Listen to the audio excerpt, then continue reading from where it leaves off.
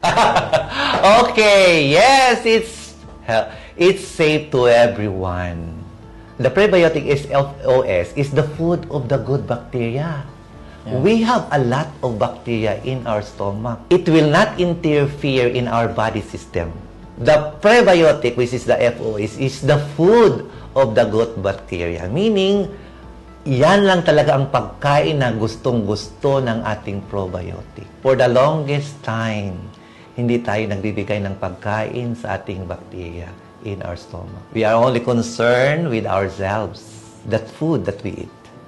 But we don't mind the bacteria, billions of bacteria in our gut, which is really a very good research output right now with the Human Microbiome Project. That is a new organ. That new organ, alagaan natin. Dapat bigyan ng pagkain so that it can function well.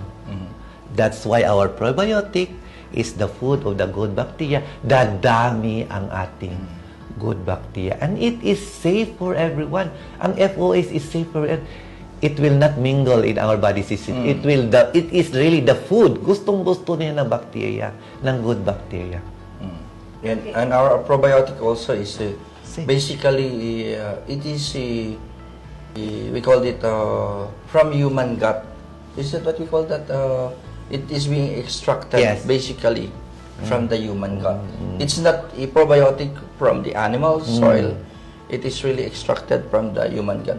And basically, one of our probiotic there is the most prescribed probiotic since 1958. Yes. I think. Matagal na. Matagal na talaga. Very. So, And talaga, it's proven safe. Proven safe. Actually. It's a grass. Yes. Generally recognized as safe. As Ah, safe. yes. We call Yun it nga. grass. Grass. In our term. General recognized as safe. As safe. And it is under Even the FOS. WHO. Even the FOS Yes, is it's a considered grass as also. grass as well. So all the components there are considered as grass. Safe.